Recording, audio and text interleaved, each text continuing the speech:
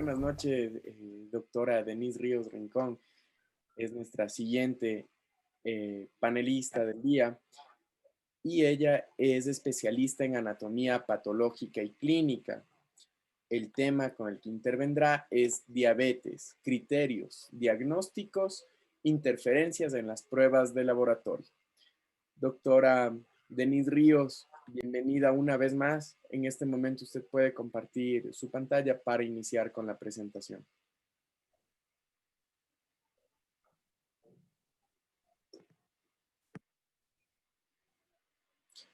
Perfecto. Tenemos todavía el micrófono desactivado, Doc, por favor. Ya. Okay, ya. ¿Me confirman, por favor, si están viendo mi pantalla en modo presentación? Está ahorita compartida en modo presentación, se le escucha bien y el video es bueno. Podemos iniciar. Bueno, entonces, muchas gracias.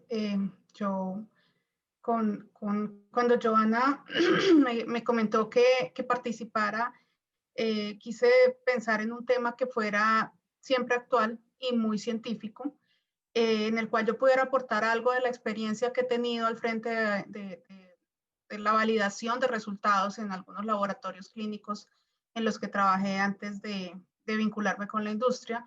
Y me pareció que este tema del diagnóstico y el seguimiento de la diabetes, tomando como foco algunos aspectos que hay que considerar desde el laboratorio, pues podía ser de interés y por eso lo elegimos. Primero que todo, debo hacer una declaración de conflicto de interés. Actualmente soy empleada de productos Roche, como ya le dijo Joana, en la división diagnóstica en Colombia. No obstante, dentro de Roche cumplo una función de rol médico, entonces siempre mis intervenciones estarán caracterizadas por estar soportadas en la literatura médica y más en un evento de estos en los cuales el objetivo es netamente educativo y pues trataré de alinearme con ello durante la presentación. ¿Por qué hablar de diabetes? Porque la diabetes es importante. Es importante, nos ha acompañado durante muchos años, lo seguirá siendo. Tiene hasta un Día Mundial de la Diabetes. Anteayer veía yo los memes de que cumplíamos un año con COVID. La diabetes ha estado entre nosotros durante siglos.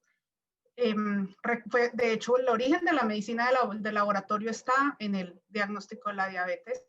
E incluso la Organización Mundial de la Salud tiene declarado el Día Mundial de la Diabetes el 14 de noviembre. Es importante en todo el mundo, especialmente en el mundo occidental, y pues en América Latina hacemos parte de ese mundo occidental con todo lo que esto implica, incluyendo la occidentalización de las costumbres alimentarias y de todo el estilo de vida. En las Américas en el 2014 afectaba a 62 millones de personas y se calcula que en el 2040 va a afectar a 109 millones de personas, produciendo un gasto en salud que pasaba de 383 mil millones de dólares americanos en el 2014, solo en las Américas, no a nivel mundial, a 446 mil millones. Entonces es una enfermedad cuya comorbilidad realmente implica una carga importante para los sistemas de salud. Y con un agravante, y es que siendo tan común y siendo tan importantes sus complicaciones, tenemos que entre 30 y 40% de las personas con diabetes están sin diagnosticar. Y esto implica que llegan, o más bien que dejan avanzar su enfermedad hasta estadios muy complicados. No, por eso no extraña que sea la cuarta causa de muerte natural en las Américas. ¿Qué vamos a revisar hoy con respecto a la diabetes? Las recomendaciones de la ADA 2020, muy brevemente, porque como les decía, la idea no es revisar un documento que está hasta gratuito en internet y cualquiera podría tener acceso a ello, sino más bien darle un foco a esas características y problemas de las pruebas que se usan para esos diagnóstico y seguimiento de la diabetes. Entonces, pues para comenzar, simplemente para darnos un marco, recordar que en diabetes casi que tenemos la fortuna de contar con este que es el estándar de cuidado médico de diabetes que todos los años se actualiza. Entonces tenemos una asociación muy juiciosa que es la Asociación Americana de Diabetes que todos los años a principio de año, bueno, yo creo que es a finales del año anterior porque esto se publica en enero de cada año, reúne un consenso de expertos y revisan todo lo último, el estado del arte en temas de diabetes a nivel mundial con la mejor evidencia y hacen unas recomendaciones. Entonces casi que no tenemos que inventarnos nada alrededor de la diabetes, sino que todo ya está escrito. Y lo interesante es que aunque se llaman recomendaciones de cuidado médico para diabetes, este documento de la ADA desde hace ya mucho tiempo tiene en cuenta algo muy importante y es todo el continuo fisiopatológico que lleva al origen de la diabetes, al menos de la tipo 2, y es desde la aparición del síndrome metabólico con estos criterios de diabetes hasta los criterios diagnósticos de la diabetes tipo 2. ¿Por qué es importante esto? Porque la diabetes tipo 2 constituye más del 90% de los casos de diabetes en nuestro medio. Y hoy sabemos que esa diabetes tipo 2 es completamente prevenible. ¿Por qué? Porque está asociada a factores de riesgos relacionados con el estilo de vida, obesidad y sobrepeso, falta de actividad física, historia familiar, consumo de ciertos tóxicos como el cigarrillo, que se van acumulando a lo largo del tiempo en una persona y llevan a todo un ciclo fisiopatológico que termina con la resistencia de los tejidos periféricos a la insulina, con la consecuente incapacidad para manejar las concentraciones de glucosa. Entonces, en la diabetes, por lo menos la tipo 2, que es la más frecuente y la que vemos con más frecuencia en nuestro medio, antes de que llegue el paciente a ese punto de diabetes, primero pasa por una serie de cambios que son manifestados en el laboratorio clínico. Pues habrá unos cambios físicos como la obesidad, el aumento del perímetro abdominal, pero además desde el laboratorio clínico es muy fácil documentar la aparición de cambios que se ven en las pruebas que van a ser el eje hoy de la presentación. Entonces, desde hace tiempos tenemos unos criterios que definen estas condiciones que predisponen al desarrollo de diabetes tipo 2, y en el laboratorio los vemos así: una glucosa en ayunas de mayor de 100 miligramos por decilitro hasta 125 miligramos por decilitro, una glucosa 2 horas después de administrar una carga de glucosa por vía oral de 75 gramos, cuyo resultado está entre 140 miligramos por decilitro y 199 miligramos por decilitro. Y esto, que es nuevo, llevamos unos 6 años con esta inclusión, es una hemoglobina glicosilada 1C entre 5.7 y 6.4%. En este momento quisiera hacer una aclaración. Voy a mostrar muchas diapositivas que tienen contenidos en inglés, pero es simplemente porque no quise dar la oportunidad de parafrasear o de repente cometer un error al digitar, al redigitar una información que pues es demasiado en línea recta como para permitirme hacer alguna modificación, sino que está publicado tal cual en las recomendaciones. Entonces, como les decía, esa prediabetes sería el momento ideal de capturar a todos los pacientes y ya vamos a ver por qué. Sin embargo, pues muchos progresan hasta este punto en el que ya desde el laboratorio vemos o tenemos criterios para decir que el paciente es diabético. Y pues es simplemente el paso siguiente. La glucosa en ayunas, pues decíamos que estaba alterada o se consideraba una alteración de glucosa en ayunas, que es como se denomina la condición. Si estaba entre 100 y 125, a partir de 126 miligramos por decilitro, pues ya es un criterio para diabetes. La glucosa 2 horas poscarga de glucosa, perdón, la glicemia 2 horas poscarga de glucosa se consideraba alterada o alterada esa tolerancia cuando el resultado era entre 100 y 140, pues a partir de 200 se considera que el paciente es diabético. Y la hemoglobina glicosilada se consideraba al paciente en predisposición para diabetes entre 5.7 y 6.4%. Ahora, a partir de 6.5%, consideramos que el paciente es diabético, con un criterio más, y es que si tenemos un paciente con los síntomas clásicos de la triada clínica de polidipsia, polifagia y poliuria, o en una crisis hiperglicémica, y a ese paciente le tomamos una glucosa que no necesita ayuno, sino totalmente aleatoria en plasma y da mayor de 200, pues tendremos el diagnóstico de diabetes. Estos otros diagnósticos estos otros 3 criterios que son solo desde el punto de vista del laboratorio requieren confirmación con la misma prueba o con otra prueba complementaria, que sería alguna de estas mismas 3.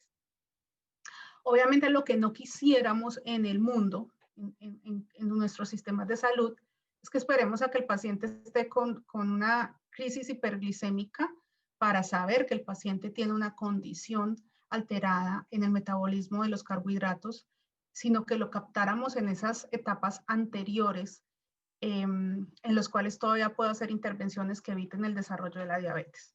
Y vamos a ver aquí cómo se puede lograr esto. Primero debo decir que dentro de los 3 pruebas que nos dice la ADA que podemos usar para diagnosticar diabetes, que son la glicemia en ayunas, la glicemia 2 horas posterior a una carga oral de 75 gramos y la hemoglobina glicosilada, son igualmente apropiadas para la tamización y diagnóstico. Pero sucede que estas no dan exactamente los mismos resultados en los mismos individuos. Me explico. Este artículo fue publicado en el 2015 y el título era muy diciente. Decía, ¿todavía sirve el test de tolerancia oral a la glucosa para diagnosticar diabetes?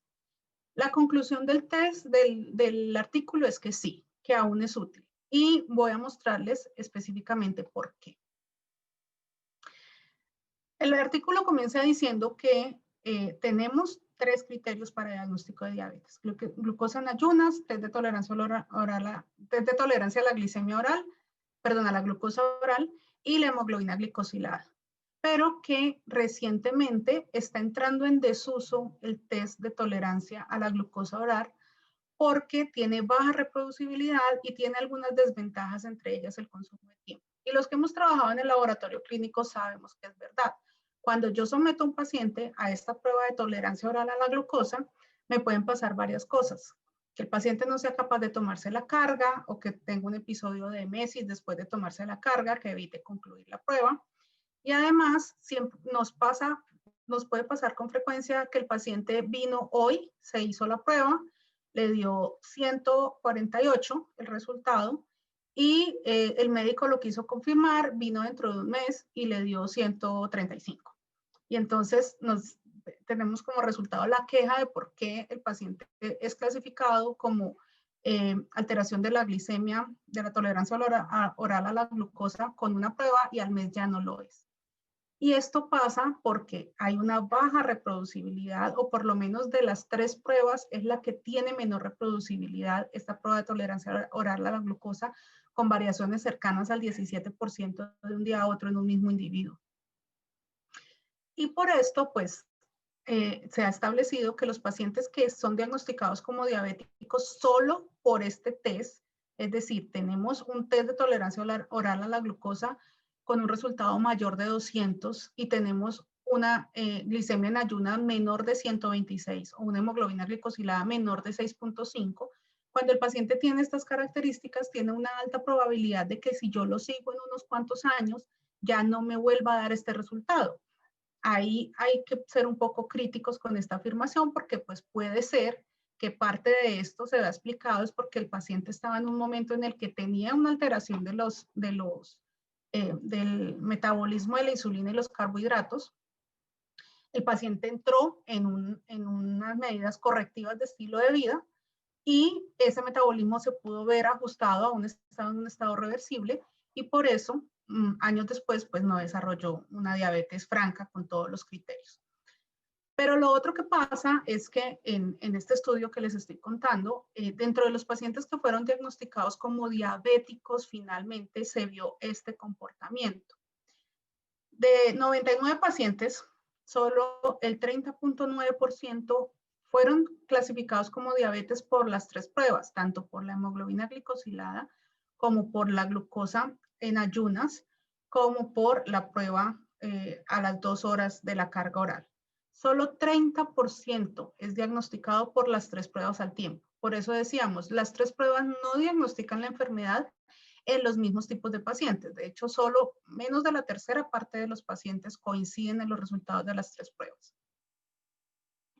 Cuando yo tengo en cuenta solo 2 de las pruebas, tenemos que hay un 15.5% de pacientes que es diagnosticado tanto por hemoglobina glicosilada como por la glucosa a las 2 horas de la carga, pero no tienen una glucosa en ayunas mayor de 126. Y así pasa con otras cosas. tengo 7.2% de pacientes que tienen glicemia en ayunas mayor de 126 y hemoglobina glicosilada mayor de 6.5, y 10% de pacientes que tienen tanto la glicemia en ayunas como la glicemia a las 2 horas por encima de los puntos de corte para diabetes, pero no tienen la hemoglobina glicosilada por encima de 6.5. Entonces, ¿de esto qué queda? Algo súper importante, y es que hay casi un 30% de pacientes diabéticos que solo son diagnosticados como diabéticos si yo le hago la glicemia a las 2 horas por poscarga, y un 8% que solo son diagnosticados con la glicemia en ayunas. ¿Esto qué implica para uno desde el punto de vista del laboratorio? Como cuando, o sea, la ADA lo que dice es que si usted tiene un diagnóstico de un paciente solo por laboratorio, porque es un paciente asintomático al que usted decidió tamizar, usted tiene que confirmar el resultado por el mismo método u otro método diferente antes de decir que el paciente es diabético. Y si sabemos que no siempre coinciden los resultados, no siempre estas pruebas clasifican al paciente dentro del mismo grupo diagnóstico, pues empieza a ser o empieza uno a entender por qué existe una cierta probabilidad de que en el laboratorio pase esto con los pacientes, que se hizo la glucosa en ayunas, le dio 126 y la hemoglobina glicosilada le dio 6.1. Y el médico puede decir, venga, pero ¿por qué si el paciente me está cumpliendo criterios de diabetes por la hemoglobina, por la glicemia en ayunas, no los cumple por las otras pruebas? ¿Está cometiendo el laboratorio un error? ¿Está mala la glicemia o está mala la hemoglobina glicosilada de ese laboratorio? No. Es parte del espectro de la enfermedad que el paciente pueda ser diagnosticado con una prueba y en la otra no concuerde el resultado. Y uno de los puntos por los cuales esto puede pasar es porque en este mismo artículo encontraron que si uno quisiera tener un punto de corte óptimo en una glicemia basal para predecir una glicemia post 2 horas postcarga mayor de 200 miligramos por decilitro, tendría que bajar el umbral de 126 a 115 miligramos por decilitro. Si yo quisiera tener un punto de corte en la glicemia basal que me predijera de forma óptima que el paciente va a tener un resultado de hemoglobina glicosilada mayor a 6.5%, yo tendría que bajar ese umbral a 117 miligramos por decilitro. Y a la inversa, acuérdense que la idea es encontrar un balance entre sensibilidad y especificidad. El punto de corte óptimo de una hemoglobina glicosilada para predecir una glicemia basal es de mayor de 126 miligramos por decilitro, es de 6.2%. Miren que estos 3 puntos de corte están por debajo de los puntos de corte de 126 en la glicemia basal y 6.5% en la hemoglobina glicosilada para diagnosticar diabetes. Entonces, probablemente si uno ajustara estos puntos de corte, el solapamiento de estos 3 círculos sería mayor, tendríamos más de 30% acá, pero la especificidad de cada una de estas pruebas sería menor y tendríamos una cantidad de pacientes diagnosticados como diabéticos mucho más alto. Entonces, el mensaje con esto es claro, yo me sigo adhiriendo a los criterios que me da la Asociación Americana de Diabetes en sus guías, pero yo puedo esperar que cuando tomo una prueba y el paciente queda clasificado como diabético y tomo una siguiente prueba diferente para confirmar, puede no haber coincidencia en la categoría en la que queda clasificado el paciente por las dos pruebas. Puede que por una quede clasificado como prediabético y en la otra quede clasificado como diabético, y ya corresponde al médico tomar la decisión de cómo manejar ese paciente. Esto ha llevado a que desde hace mucho tiempo pues se hagan preguntas como realmente es de valor hacerle esa glicemia 2 horas postcarga a los pacientes, o los puedo diagnosticar solo a punta, como decimos acá, solo con la glicemia en ayunas. Y pues el consenso alrededor de esto es que la glicemia basal es más conveniente, es más reproducible, es más fácil de hacer que una prueba de tolerancia de 2 horas, pero esta prueba de tolerancia oral a la glucosa a las 2 horas puede ser más útil para diagnosticar pacientes con alteración de la glicemia en ayunas, para hacerles ese seguimiento. ¿Por qué? Porque cuando yo tengo un paciente con alteración de la glicemia en ayunas, o sea, un resultado entre 100 y 126, y tengo un resultado en la glucosa 2 horas postcarga alterado, sea entre 140 y 200 o mayor de 200, estos son los pacientes que cuando yo los capturo en ese punto se pueden beneficiar más de cambiar esos estilos de vida, de esas medidas iniciales no farmacológicas para evitar el posterior desarrollo de la diabetes. Por eso les decía que es tan importante tener en mente todo ese espectro y es tan importante que la ADA tenga criterios para identificar a esos pacientes con esas condiciones predisponentes para desarrollar diabetes. Entonces, sigue siendo muy útil y por eso al 2020 la ADA sigue diciendo las 3 pruebas son igualmente útiles. Ya hablamos entonces de la glucosa en ayunas, que la vamos a retomar más adelante, de las cosas buenas y las cosas no tan buenas de la glicemia 2 horas postcarga de 75 gramos. Y ahora pues vamos a empezar a hablar de la hemoglobina glicosilada. ¿Qué nos dice la hemoglobina glicosilada mayor o igual a 6.5%? Es un criterio diagnóstico de diabetes siempre y cuando la prueba sea realizada en un laboratorio que use un método que esté certificado por la NGSP y estandarizada al DSST, del cual ya vamos a hablar más adelante. La hemoglobina glicosilada, este punto es relativamente nuevo en el contexto clínico. Como les decía, más o menos fue a partir de la mitad de la década pasada cuando la ADA incluyó la hemoglobina glicosilada dentro de los criterios de diagnóstico de diabetes. Antes solo se usaba para control.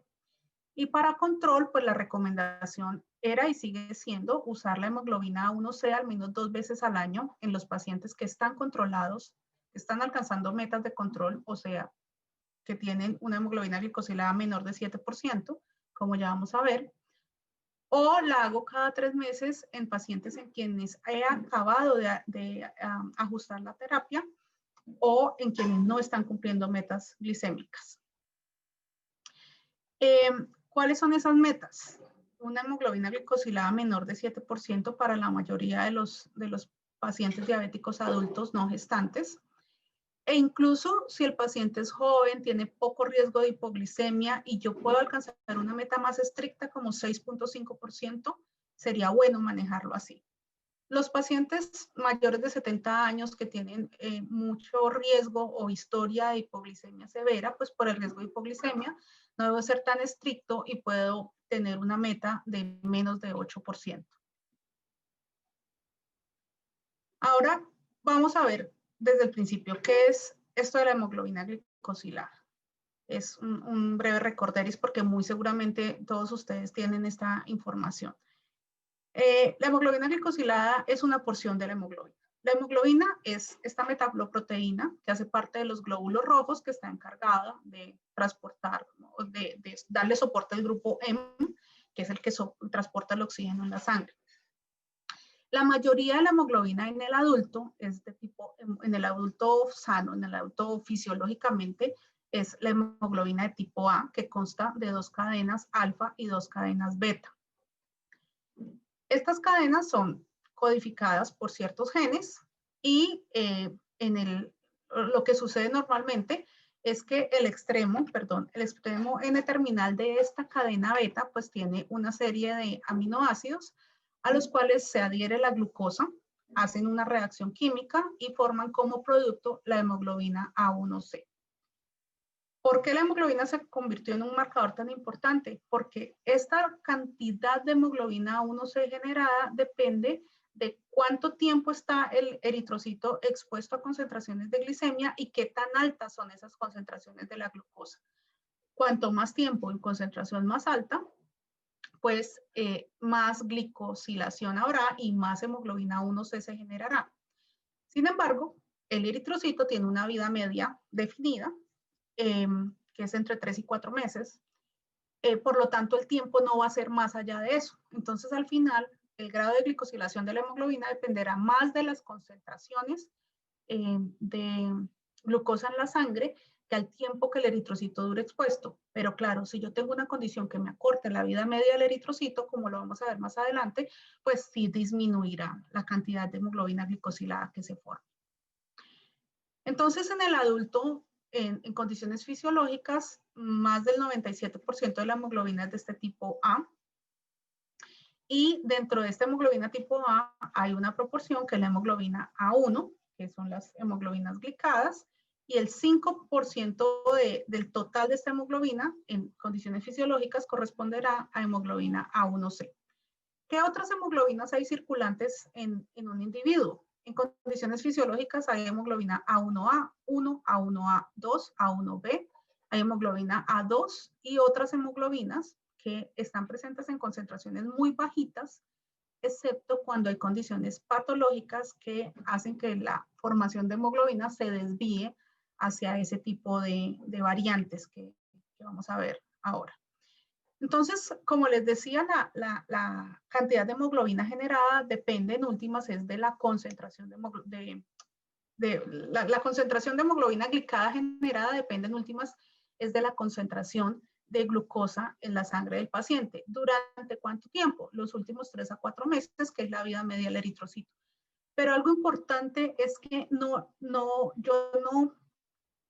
si a un paciente le hacen la hemoglobina glicosilada a final de mayo, su resultado no va a reflejar por igual las concentraciones de glucosa en sangre de los últimos 4 meses, o sea, de febrero, marzo, abril y mayo, sino que obviamente va a reflejar más más exactamente las concentraciones de glucosas más cercanas en el tiempo, de tal forma que si la prueba se hace a final de mayo, el peso de la glicosilación, o más bien de las concentraciones de glucosa del paciente en febrero del mismo año solo va a representar el 6.5%, en marzo tiene más impacto, 14.5%, en abril 27%, y las concentraciones de glucosa de mayo serán responsables por el 52% de la hemoglobina glicosilada producida. Entonces, esto pues hace que si uno compara la glucosa, perdón, la hemoglobina glicosilada con la glucosa medida durante los 4 meses seguidos, por ejemplo, por estos dispositivos de automonitoreo, pues uno puede ver grandes variaciones en las concentraciones de glucosa que al final se representan en una sola cifra de hemoglobina glicosilada, que es la foto del momento en que estoy tomando la prueba. Entonces, pues sí es un buen reflejo del control crónico del paciente, pero hay que tener en cuenta que si el paciente se portó muy bien en el último mes, puede tener una cifra de hemoglobina glicosilada que represente mucho más un buen comportamiento, aunque haya tenido un comportamiento un poco más desordenado en los meses previos al mes donde se tomó la prueba. ¿Por qué es importante la glicosilada? ¿Qué fue lo que demostró la importancia de la glicosilada, de la hemoglobina glicosilada en los pacientes diabéticos? Pues es una medida del control de la concentración de la glucosa en la sangre en estos pacientes. Y pues está claramente establecido que el paciente que mantiene altos niveles de glucosa en la sangre porque tiene una diabetes mal controlada, tiene un riesgo aumentado de que los vasos sanguíneos pequeños, la microvasculatura, se le dañe, y las consecuencias de esto pues están en esta gráfica. Entonces empiezan a dañar los nervios periféricos, hay neuropatía, se daña la retina con ceguera, se dañan los riñones, hay enfermedad renal crónica, se dañan los tejidos periféricos llevando a amputaciones, y se dañan las arterias del corazón produciendo infartos. Las principales causas de muerte, o sea, si bien la neuropatía, la ceguera y las amputaciones son una causa de morbilidad muy severa en pacientes diabéticos, pues lo que más preocupa es la enfermedad renal crónica y la enfermedad del corazón, son los que producen más mortalidad. Y pues aquí tenemos una cifra preocupante que lo hemos visto en clientes en los que estamos trabajando con datos poblacionales de cohortes de pacientes diabéticos. 50 al 75% de los casos de diabetes no están controlados y por eso cuesta tanto la diabetes. Si se controlara, nos iría mucho mejor. ¿Por qué? Por cada 1%, recordemos que la meta es 7%, pero pues un paciente diabético mal controlado perfectamente puede tener una hemoglobina glicosilada mayor de 14% y mantenerse así durante mucho tiempo, mayor de 12%. Pero lograr una reducción del 1% en un resultado de un paciente diabético, bajarlo de 8 a 7, va a lograr un 21% de reducción en la mortalidad 37% de reducción en las complicaciones microvasculares y 14% de reducción en infartos al miocardio. Entonces realmente vale la pena luchar para que ese paciente diabético mantenga la hemoglobina glicosilada en estos niveles de control. Entonces, es una prueba que ha sido de mucha ayuda en el manejo de pacientes diabéticos casi que en los últimos 30 años, pero tiene un punto que tomó mucha importancia a principios de este siglo, y es que si yo quiero manejar bien un paciente a partir del resultado de la hemoglobina glicosilada, yo tengo que hacer la prueba de hemoglobina glicosilada usando un método que esté certificada por esto, que ya vamos a ver que es el NGSP, y que esté estandarizado sus resultados a los resultados del CCT. Ya vamos a ver qué es esto. Contándoles una historia que recientemente tuvo un final feliz. ¿En qué momento se estableció con toda claridad una relación entre el nivel de hemoglobina glicosilada y el desenlace de estos pacientes en términos de morbimortalidad? Entre 1983 y 1993, cuando se realizaron 2 estudios. El ensayo de control y complicaciones de la diabetes, que fue el ensayo en Estados Unidos, que es el DCCT, y el ensayo prospectivo de diabetes del Reino Unido, que es el UKPDS. Estos ensayos, estos experimentos o estudios poblacionales fueron los que demostraron que cuanto más bajo mantenga yo el nivel de hemoglobina glicosilada cercano a ese 6.5% o a ese 7%, menos complicaciones va a tener ese paciente. El punto es que estos estudios se hicieron determinando la hemoglobina glicosilada de los pacientes que participaron mediante una metodología que se llama el HPLC, que es la cromatografía líquida de alto desempeño, que tiene varias subtécnicas. Esta en particular usó la columna de resina. Entonces, una vez se publicaron estos estudios, dijeron, miren, sí, hay que mantener a los pacientes con una hemoglobina glicosilada de 7, o esa es la meta, porque a partir de 7 empieza a dispararse la morbimortalidad. El problema es que no todos los laboratorios usaban ese mismo método, y entonces en el 93 dijeron, ok, sí, hay que mantener al paciente con esas metas de control glicémico, pero yo necesito estandarizar los resultados de la hemoglobina glicosilada, porque como vamos a ver ahorita, en ese entonces el problema era que un paciente podía dar 4.5 en un laboratorio y 6.5 en otro, o dar 6 en un laboratorio y dar 9 en el otro, lo cual hacía muy difícil seguir un paciente si yo no podía garantizar que siempre fuera exactamente al mismo laboratorio y lo ensayaran con la misma metodología. Entonces aquí surgió el NGSP, que es el Programa Nacional de Estandarización de Glicoglobinas de Estados Unidos, que lo que hizo fue esto. En el 93, cuando salieron los resultados de los estudios, si se probaba una muestra de paciente en diferentes laboratorios, se veía esto. Esto es un resultado que debía dar más o menos 4.5, y resulta que por acá en unos laboratorios daba cercano a 6 y en otros daba cercano a 3. ¿Y esto por qué pasaba? Porque no había un material de referencia frente al cual se estandarizaran todos los métodos que estaban siendo comercializados. Entonces cada uno usaba un calibrador diferente y por eso los resultados eran tan diferentes entre uno y otro y había tanto variabilidad entre los métodos. Entonces, por esto, en ese momento no fue posible usar valores específicos de hemoglobina glicosilada. Y de aquí fue que en el 93 y por allá hasta el 2014-15, la hemoglobina glicosilada no estaba recomendada para el diagnóstico de diabetes porque el resultado de 6.5 de un laboratorio que clasificaba al paciente como diabético, en otro laboratorio podía dar completamente diferente. Entonces, las asociaciones como la Asociación Americana de Diabetes estuvieron como muy medidos en decir si se puede usar esto como criterio diagnóstico y solo lo manejaron como criterio pronóstico, como criterio de control, mientras se realizaba todos estos esfuerzos por armonizar o estandarizar los resultados de la hemoglobina glicosilada. En 1995, la Federación Internacional de Química Clínica pues dijo que había que estandarizar con material de referencia internacional todos los métodos de hemoglobina glicosilada. Y entonces había que establecer un material de referencia y que todos los fabricantes tuvieran sus técnicas calibradas con este método. Eso fue en el 95, sin embargo, no fue sino hasta el 2003 cuando la IFSC estableció ese sistema de referencia y dijo, voy a definir un analito y ese analito es el que tienen que identificar los métodos para decir que sí están identificando lo que se necesita para hacer diagnóstico y control de la diabetes. Y el analito definido fue el hexapéptido N-terminal de la cadena beta de la hemoglobina con una molécula de glucosa unida a la valina terminal. Esta es la definición de hemoglobina 1C, o por lo menos esto es lo que tienen que buscar los métodos de laboratorio en una muestra para cuantificar la hemoglobina glicosilada de los pacientes.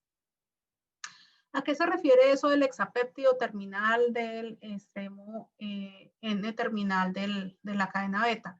Es simplemente esto, una cadena de globina, como la beta-globina, es una serie de aminoácidos. Normalmente la hemoglobina A tiene en ese extremo terminal de la cadena beta estos 6 aminoácidos. Y esto es lo que debe, o más bien, a estos 6 aminoácidos, o específicamente esta valina terminal, es donde se pega la glucosa cuando se glicosila la hemoglobina. Entonces, lo que deben buscar los métodos de laboratorio es, o por lo menos los que usan un ensayo por anticuerpos, es este extremo terminal con estos 6 aminoácidos. Y eso fue lo que definió la IFSC. Entonces, con esto, pues ya logramos tener un material estandarizado o un material internacional y un programa, que era el programa de estandarización de las glicoglobinas, para garantizar que todos esos resultados que eran tan discrepantes al principio, pues se unificaran.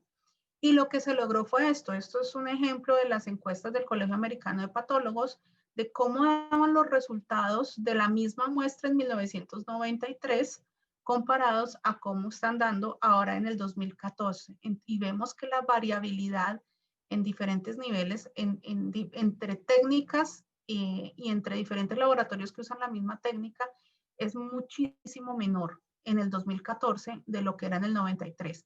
Ese fue el resultado de esos esfuerzos de estandarización que se hicieron a nivel mundial y muy específicamente en Estados Unidos. Y la consecuencia buena de esto es que cuando se logró toda esta unificación de resultados, empezó a poderse usar el resultado de la hemoglobina glicosilada sin importar a qué laboratorio había ido el paciente.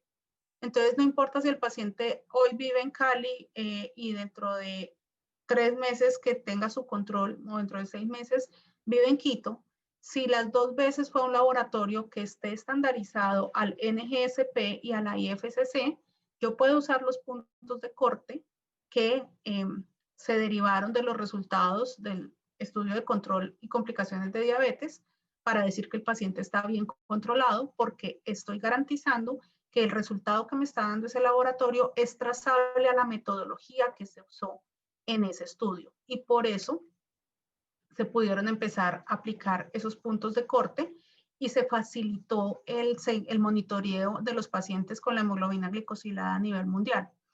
Entonces, cuando yo selecciono un método para hemoglobina glicosilada en mi laboratorio, yo debo verificar que tenga estos 2 certificados, el certificado del NGSP y el certificado de la IFSC, que garantizan que los resultados son trazables al estudio de CCT, que es el de complicaciones y control de la diabetes, es decir, que si el resultado que yo estoy emitiendo dice que el paciente tiene su hemoglobina glicosilada en 6.8, es porque está controlado, porque los pacientes de este estudio que tuvieron el resultado de la hemoglobina glicosilada por debajo de 7 tuvieron mucha menor morbilidad y eso va a ser lo que va a pasar con este paciente porque yo estoy garantizando que los resultados son comparables y es el de la IFSC certifica que es trazable al material de referencia de la IFSC, que es el que definimos como ese hexapéptido N-terminal.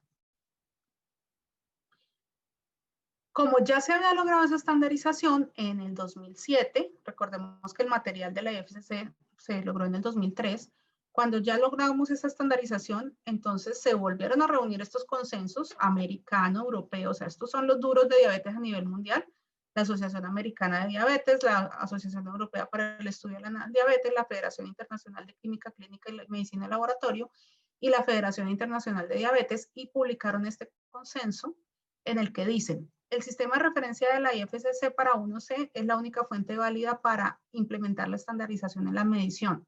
O sea, no existe ningún otro material. Tiene que tener certificación IFSC. Pues la primera recomendación era que los resultados debían ser estandarizados a nivel mundial con este material de referencia de la IFSC, que los resultados deben ser trazables a la NGSP, y de hecho recomienda algo que yo no sé en Ecuador, pero en Colombia muy pocos laboratorios cumplen, que es reportar el resultado tanto en unidades IFSC, que son milimoles mol, como en el porcentaje que corresponde al método de reportaje americano de la NGSP, y hacer ese reporte dual. En Colombia solo lo reportamos como porcentaje en la mayoría de las instituciones.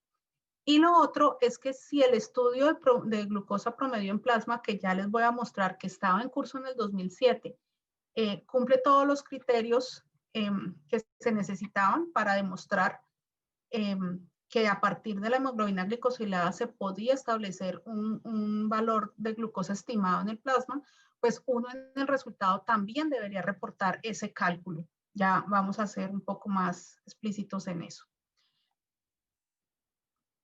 Entonces, ese estudio del promedio estimado de glucosa, un estudio que se realizó a principios de siglo, con 2.700 glucosas medidas de forma consecutiva en varios voluntarios, y lo que hizo al final fue establecer una curva de regresión lineal, curva o recta, en la cual se estableció esta fórmula, y es que la hemoglobina, el promedio de glucosa de un paciente es 28.7 por el resultado de la hemoglobina 1C menos 46.7. No hay que aprenderse la fórmula. En términos prácticos, ¿esto qué significa? Que si un paciente tiene una hemoglobina glicosilada de 5, en promedio su glucosa en los últimos 3-4 meses ha estado en 97 miligramos por decilitro. Que si la tienen 6, el promedio ha sido 126. Que si la tienen 7, el promedio ha sido 154, y así sucesivamente. ¿Esto para qué sirve? Uno, debería reportársele al médico, pues como un estimado de que también han estado controladas las cifras de glicemia de ese paciente.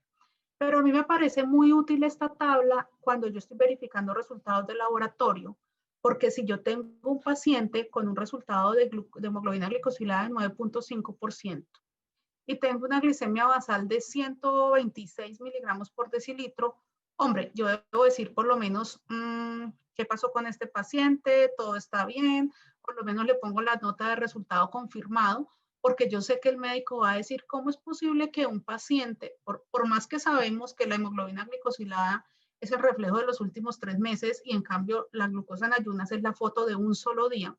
Aunque sepamos eso, yo sé que el médico va a decir: ¿cómo es posible que un paciente que tiene una glicemia basal casi normal tenga una hemoglobina glicosilada tan alta como 9%?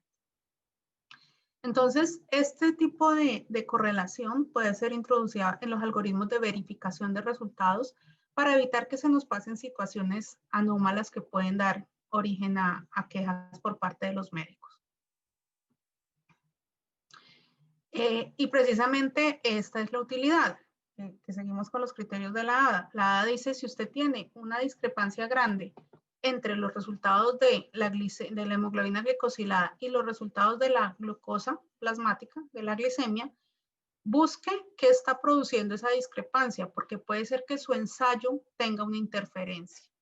Entonces, considere, si al final usted encuentra que es una interferencia que está afectando su ensayo, considere usar otro tipo de ensayo. Yo diría que la hemoglobina glicosilada es la única prueba de laboratorio en el que la solución ante una discrepancia puede ser procesar la prueba por una técnica diferente. En todas las demás, la recomendación siempre es: vuelva a hacer la prueba al paciente por la misma metodología, ojalá en el mismo laboratorio, antes de declarar que hay un error. Pero en hemoglobina glicosilada, mire que la recomendación lo dice: si usted está usando una prueba como HPLC, por afinidad de boronato y le dio una discrepancia, pues use una prueba inmunológica para ver si es que es una interferencia que está afectando diferencialmente a el HPLC. Y si usted tiene una condición que definitivamente sabe que le va a afectar el resultado de la hemoglobina A1C, por ejemplo, todas esas que vamos a ver ahorita que acortan la vida media del eritrocito, use otro método alterno. Hágale al paciente monitoreo continuo de glucosa, use exoquinasa, use alguna otra cosa que le dé un estimado del control glicémico de ese paciente diferente a la hemoglobina glicosilada. Pero obviamente no siempre va a ser culpa de la hemoglobina glicosilada la discrepancia. Puede ser porque tengo factores propios del paciente o del momento de vida del paciente que me está afectando el nivel de glucosa. Primero, la variación intraindividual. Segundo, que haya hecho algo que le ha subido o le ha disminuido la glucosa y que no afecta la glicosilación. Entonces, eso hace que haya una discrepancia entre la una y la otra. O puede haber condiciones fisiológicas que aumentan la hemoglobina glicosilada, que pues eso están en varias publicaciones. Por cuestiones de tiempo, me voy a pasar rápidamente esto, porque quiero hablar de por qué hacer esa diferencia o por qué procesar la hemoglobina glicosilada por una técnica diferente cuando sospecho una interferencia. Hay múltiples técnicas para determinar la hemoglobina glicosilada, unas que se basan en la diferencia de cargas eléctricas, que son la HPLC, intercambio de cationes, y la electroforesis capilar, y otras que se basan en las diferencias estructurales entre la hemoglobina glicosilada y el resto de las hemoglobinas. Estas son también la otra familia de cromatografía líquida de alto desempeño, que es la HPLC por afinidad, y los inmunoensayos. ¿Qué pasa? Cuando yo uso un método por diferencia de cargas, se deben excluir las formas no fisiológicas de la hemoglobina para hacer el cálculo de la hemoglobina 1C. Entonces, yo necesito que la técnica sea capaz de identificar las variantes de hemoglobina antes de hacer el cálculo. ¿Qué es eso de las variantes? Obviamente, si yo tengo una cadena proteica como son las de las globinas, pues ellas están codificadas por unos genes y los genes sufren mutaciones. Y la de la globina sufre muchísimas mutaciones, de tal forma que hay más de 1100 variantes de hemoglobinas, que es un cambio en un puntico del gen que me hace que el aminoácido que se ponga en cierta posición de la cadena de la globina sea diferente, de la beta globina, y que hace que la hemoglobina sea estructuralmente un poquito diferente a la fisiológica. Eso es una variante. Hay más de 1100 que afectan al 7% de la población. Las más frecuentes son la hemoglobina S, que es un cambio de glucina por valina en la posición 6, la hemoglobina E, que es un cambio en la posición 26, la hemoglobina C nuevamente en la posición 6 y la hemoglobina D. Estas se pueden presentar en forma homocigotas, de forma que ambos genes, porque cada cadena está codificada por un set de 2 genes por lo menos, tienen esa mutación y entonces toda la hemoglobina del paciente es una variante, o heterocigotas y entonces solo uno de los genes tiene la mutación y entonces yo tengo una combinación entre hemoglobina A y estas otras variantes. Eso lo que me va a producir es diferentes cuadros clínicos. También están por otro lado las talasemias en las cuales alguno de los genes que codifican las cadenas alfa o beta se borra, o sea, deja de expresarse por ciertas mutaciones. Entonces, lo que hace el cuerpo en compensación es producir más cantidad de otras hemoglobinas, como por ejemplo la hemoglobina fetal. En todo caso, cualquiera de estas variantes o la presencia de una talasemia me puede afectar la determinación de hemoglobina glicosilada porque, como les decía, el HPLC, o más bien los métodos basados en diferencia de cargas, tienen que ser capaces de identificar estas variantes que está presente en el paciente, cualquiera que sea, e incluirla en el cálculo matemático para determinar la concentración final de hemoglobina glicosilada. Mientras que la que buscan son las metodologías que buscan son diferencias estructurales, pues simplemente buscan es que en este extremo N-terminal, todo lo que esté glicosilado, pues lo va a contar como hemoglobina glicosilada. Así no sea A1C, sino que sea una variante, entonces no sea hemoglobina A, sino hemoglobina E, y entonces esta hemoglobina se denominaría hemoglobina E1C. Aunque es de otro tipo de hemoglobina porque está afectado por una variante, la técnica sí lo va a determinar. Entonces, las variantes de hemoglobinas podrían afectar más estos métodos basados en diferencias de carga, si no son capaces de diferenciar perfectamente los picos producidos por esas variantes de hemoglobina. Eso ya lo habíamos dicho. Entonces, la otra recomendación cuando ustedes elijan un método de hemoglobina glicosilada para su laboratorio, además de ver que tenga las certificaciones IFCC y NGSP, es que revisen en su inserto cuál es la afección que producen las diferentes variantes de hemoglobinas dentro de los resultados de los métodos. No para que digan, no, es que esta sí me la afecta y esta no, entonces me quedo con esta, sino para que cuando tengan una discrepancia, pues sean capaces de ir a revisar cuál podría ser el origen patológico de esa discrepancia. No solo en el inserto está esta información, sino que también está esta página muy recomendable que está acá y que mantiene actualizada, en el cual están todo el listado de métodos que están registrados en el NGSP, en el Programa de Estandarización de Glicoglobulinas de Estados Unidos, y para cada método está esta información, cuál es el tipo, o sea, los tipos de hemoglobinas y qué interferencia produce. Entonces, importante saberlo. Ahora tengo que hacer una diferenciación. Una cosa es que la estructura química de la hemoglobina del paciente afecte el resultado de la prueba porque no sea capaz de identificarla o no sea capaz de leerla. Y eso dependerá del método. Pero lo que pasa es que también algunas hemoglobinopatías se manifiestan como una anemia hemolítica. Y cualquier condición que reduzca la vida media del eritrocito me va a alterar la glicosilación, lo decíamos, normalmente dura 120 días máximo, pero si yo tengo una anemia hemolítica que hace que los eritrocitos duren mucho menos tiempo en la circulación, pues el tiempo también es un factor determinante en la producción de la hemoglobina glicosilada. Entonces, cuanto más corta sea la vida media del eritrocito, menor hemoglobina glicosilada voy a producir. Y entonces en esos casos, la hemoglobina glicosilada no es un buen indicador de si el paciente está controlado o no, porque siempre me la va a subestimar. Y esas anemias que me producen esa hemólisis, pues son de muchos tipos. Están las variantes homocigotas, que ya habíamos mencionado, se presentan con anemia hemolítica entre leve y severa. Hay ciertas talasemias que se manifiestan como anemia hemolítica severa, tanto beta como alfa.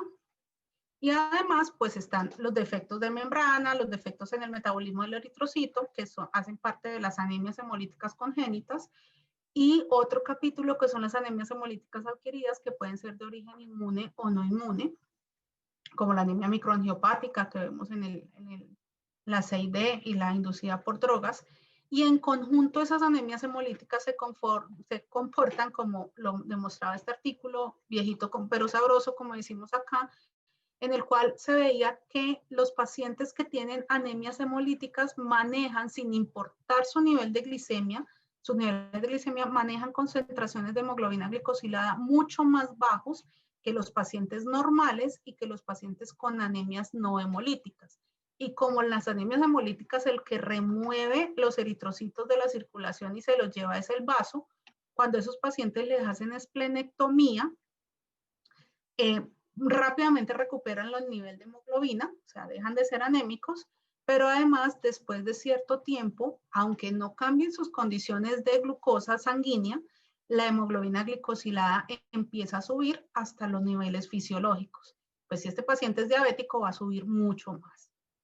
Entonces hay que tener en cuenta que cualquier anemia hemolítica va a afectar el resultado de la hemoglobina glicosilada, cualquiera que sea la técnica que yo esté usando. Y entonces en estos pacientes tengo que usar métodos alternos como la albúmina glicosilada, la fructosamina.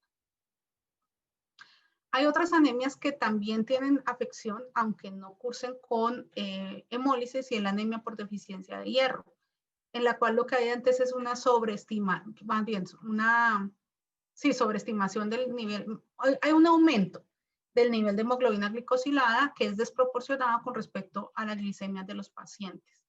Entonces, en esta anemia por deficiencia de hierro, cuando el paciente le inicia la terapia de suplencia, disminuye la hemoglobina glicosilada, aunque se mantengan los mismos niveles de glucosa pues el mecanismo propuesto es el aumento de la circulación de una sustancia que se llama el malondialdehído, que aumenta la glicosilación de la hemoglobina.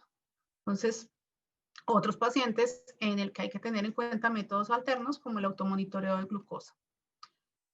En otros pacientes que también hay que tener cuidado son en pacientes que tienen no una anemia, pero sí tienen unas hemoglobinas totales limítrofes, que pueden tener un revoltijo entre una anemia hemolítica y una anemia por deficiencia de hierro. Y en los pacientes en diálisis que tienen hemólisis por la hemodiálisis, por la circulación extracorpórea, tienen deficiencia de hierro y tienen suministro de eritropoyetina por su deficiencia renal. Entonces es difícil interpretar en este contexto el control glicémico usando la hemoglobina glicosilada. Entonces, para concluir,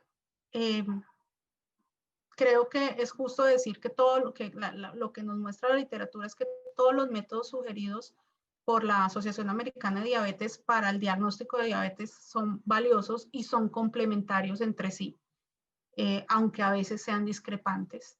Y cuando uso cualquiera de estos métodos y cualquier prueba de laboratorio, se deben tener en cuenta las fortalezas y debilidades de cada método en el abordaje diagnóstico y en el monitoreo del control del paciente diabético.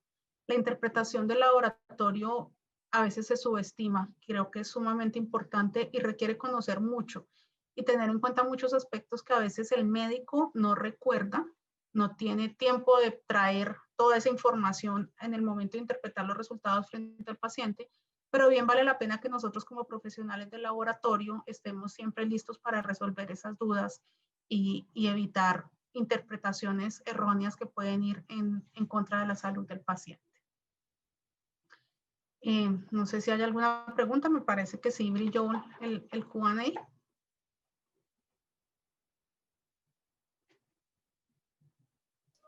Sí, hay una pregunta. Sí. Perdón, hay una pregunta de Catherine Alba. Nos dice, buenas noches. En el laboratorio donde trabajo se realiza la glucosa basal, la glucosa después del desayuno, 2 horas, y hemoglobina glicosilada.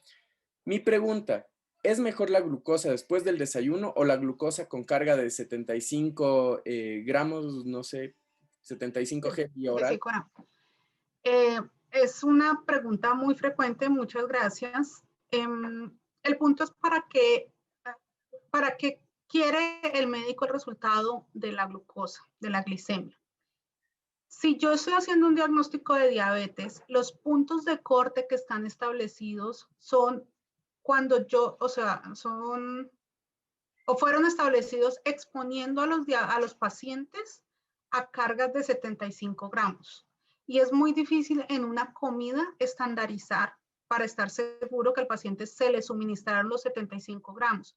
Por lo tanto, cuando yo administro desayuno, es aplicar los puntos de corte puede llevarnos a diagnósticos erróneos, porque yo pude haberle dado al paciente mucho menos de los 75 gramos en ese desayuno, porque el café se lo tomó sin azúcar y no le echó mermelada al pan. Y entonces la carga, el reto glicémico, el reto metabólico para ese paciente es mucho menor que si yo le hubiera dado los 75 gramos. Entonces el punto de corte realmente no es muy apropiado. Ahora, si lo que yo estoy haciendo como médico es ajustarle al paciente la dosis de insulina, pues la tengo que hacer sobre la base de lo que hace el paciente normalmente. El paciente normalmente no se toma una carga de glucosa. Lo que hace el paciente es desayunar. Entonces, en general, lo que yo he visto y he encontrado como práctica y que no lleva a riesgos es preferir el uso de la carga en los pacientes en los que yo estoy haciendo tamización para diabetes, en los que yo puedo usar los puntos de corte que recomienda la ADA porque sé que le puse el reto metabólico que era, y reservar las glucosas postprandiales para los pacientes diabéticos en los cuales se está haciendo ajuste a la terapia. Ok.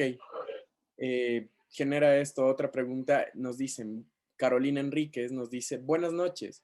Es decir, que se debe realizar el control de un prediabético siempre con la sobrecarga de glucosa.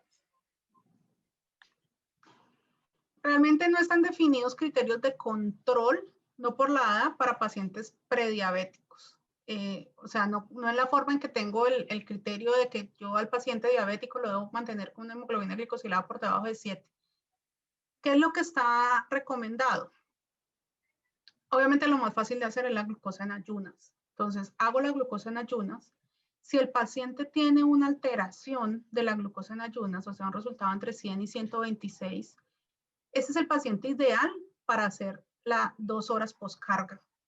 Y ese es el paciente, como lo decía alguna de las diapositivas, en el cual si yo tengo la basal entre 100 y 126 y tengo las 2 horas postcarga entre 140 y 200, es el paciente que agarré en el momento ideal para hacer medidas no farmacológicas. Es el paciente prediabético, como lo dicen en el texto de la pregunta. Es el paciente prediabético al cual le puedo sugerir, ojalá imponer nuevos estilos de vida y voy a frenar el curso de la enfermedad hacia una diabetes. Entonces, ese es el uso ideal de la glicemia postcarga. Es el paciente con alteración de la glicemia en ayunas. O sea, glicemia en ayunas entre 100 y 126. Si el paciente tiene un resultado de glicemia en ayunas mayor a 126, es más recomendable confirmarle esa glicemia en ayunas o hacerle una hemoglobina glicosilada para terminar de configurar el diagnóstico. En cambio, como veíamos en las bolitas del artículo, yo puedo tener con cierta frecuencia un paciente con una glicemia basal de 110, 112, con una glicemia 2 horas postcarga que sí me lo clasifica ya como diabetes y con eso yo estoy configurando el diagnóstico. Muy bien. Doctor Flores, yo estaba dando lectura a un par de preguntas. Le dejo a usted con este tema. Sí, gracias. Bueno, muy detallado la explicación. Muchas gracias, doctora. Realmente este ámbito pues siempre es importante para todos el volver a recordar y conocer sobre el tema de la diabetes, ¿no?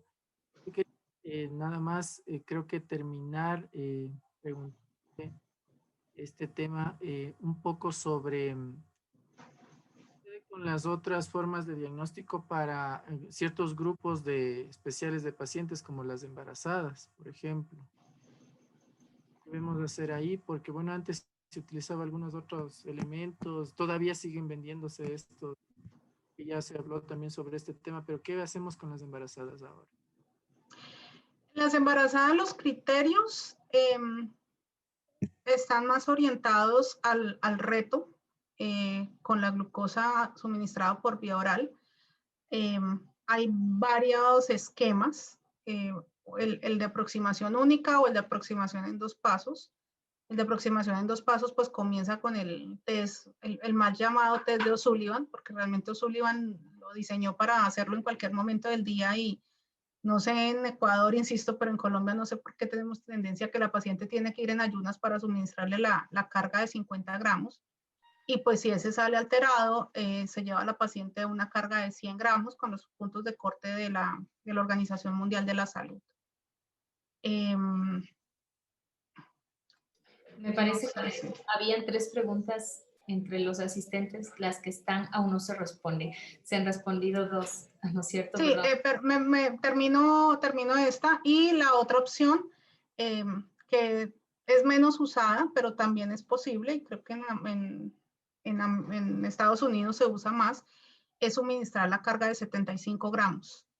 Pero realmente el diagnóstico de diabetes gestacional todavía está muy enfocado a la administración de carga, más que al uso de otro tipo de tecnologías.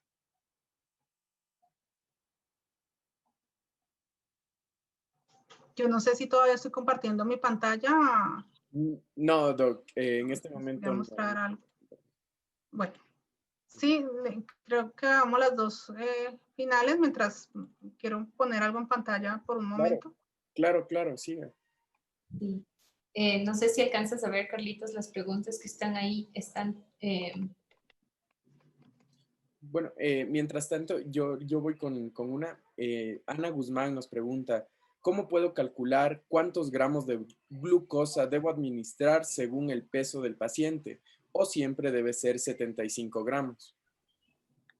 El estándar en pacientes adultos es 75 gramos, pero hay unas tablas para niños, disculpe, no las tengo a mano, pero sí hay un estándar para niños o para pacientes con un bajo índice de masa corporal, en el cual hay una concentración de gramos por kilogramo de peso. Okay. Pero en un adulto de 50 kilogramos para arriba, el estándar son los 75 gramos. Ok. Tomás Veiga nos pregunta, buenas noches, disculpe, ¿cuándo se realiza una glucosa basal en ayunas y un hemo? ¿Desde qué valor debe partir una glucosa basal en sangre para que refleje también en la tirilla de orina? Asumo que hemo es un análisis de orina. No estoy familiarizada con la sigla. Ok. Bueno, la cifra, o sea, si mal no recuerdo, lo que uno espera son concentraciones de glucosa mayores de 250 para que aparezca, o sea, 250 miligramos por decilitro en sangre para que empiece a marcar la tirilla en orina. Obviamente, pues en condiciones, en un adulto no embarazado. Sabemos que las embarazadas tienen aumento de la tasa de filtración glomerular y esto hace que se aumente la excreción de ciertas sustancias como la proteína y la glucosa y pueden aparecer trazas a concentraciones sanguíneas más bajas. Ok. Catherine Alba nos pregunta, en el test de O'Sullivan, ¿la carga vía oral no debe administrarse en ayunas? ¿Puede ser en cualquier momento del día? La carga para las pacientes embarazadas, si tú o sea, el test de O'Sullivan se lo inventó para hacérselo a cualquier paciente, ni siquiera pacientes embarazadas en cualquier momento del día sin necesidad de ayuno. Y de hecho, lo que dice la ADA es que esa carga de 50 gramos se puede suministrar en el paciente en cualquier momento del día. No se necesita que sea en ayunas. Pero lo que vemos como práctica en nuestro medio es que casi siempre hacen una glicemia basal, suministran la carga y hacen el test de 50 gramos. O sea que terminan haciendo 2 test en uno. Hacen la glicemia basal y al mismo tiempo o en la misma visita al laboratorio hacen el test de O'Sullivan. Pero el test de O'Sullivan, por definición, son 50 gramos en un paciente que no está en ayunas. Si me permiten, ¿puedo proyectar un momento? Claro, adelante. Aprovechemos esto de la virtualidad. Estos son los criterios ADA 2020 para diabetes gestacional, que era lo que me preguntaba el doctor. Entonces vemos acá, son las estrategias de 1 paso y de 2 pasos. La de 1 paso pues se parece más a lo que hacemos en las pacientes no embarazadas, que es un suministro de una carga de 75 gramos y con unos puntos de corte un poquito más estrictos que para el paciente no embarazado, que es en ayunas 92 miligramos por decilitro, a la hora 180 miligramos por decilitro, a las 2 horas 153 miligramos por decilitro, además que hacemos un punto adicional a la hora. Y en la estrategia de 2 pasos, pues aquí vemos claramente, dice que es una carga de 50 gramos con el paciente sin estar en ayunas y hacemos la medición a la hora, que debe ser menor a 130 miligramos por decilitro. Si esta está alterada, entonces voy al test de 100 gramos de glucosa con estos puntos de corte. Y realmente, hablando de este tema de lo que aquí se llaman las curvas de glicemia, casi que esta es la única circunstancia en la que hoy día, en el 2020, está indicada este tipo de tomas consecutivas de varios puntos en los pacientes.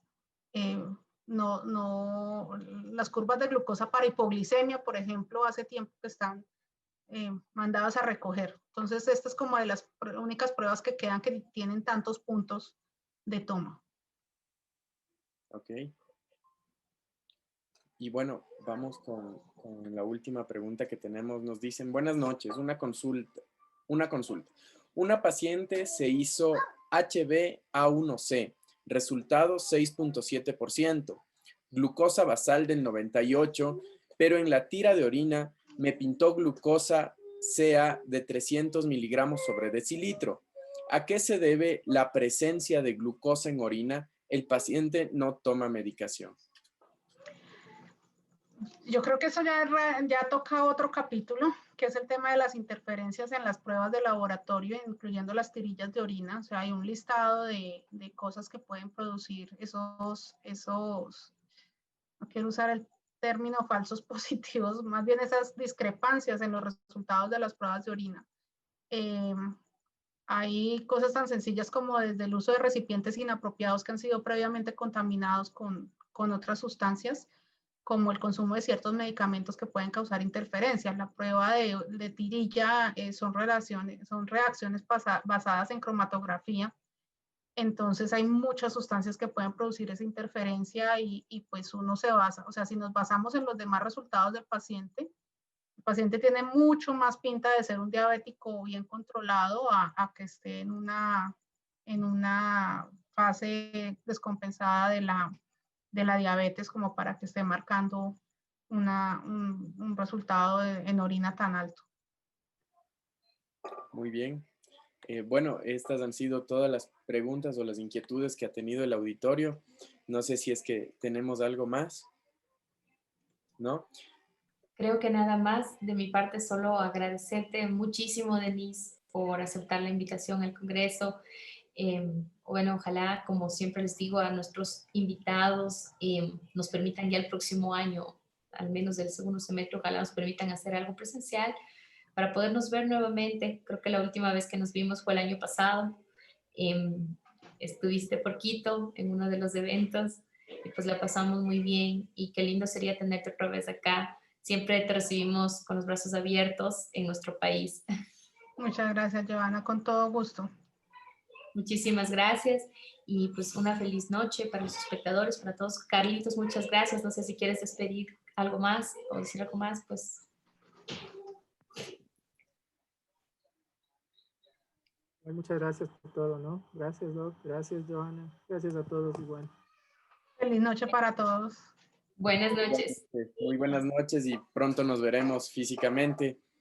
Y ojalá. Así es. A todos los asistentes, muchas gracias por acompañarnos hasta esta hora. Y les recordamos una vez más, ingresen a la plataforma, revisen el contenido, es bueno para todos y provechoso para ustedes. Que tengan una buena noche, nos vemos el día de mañana a partir de las 7 horas p.m.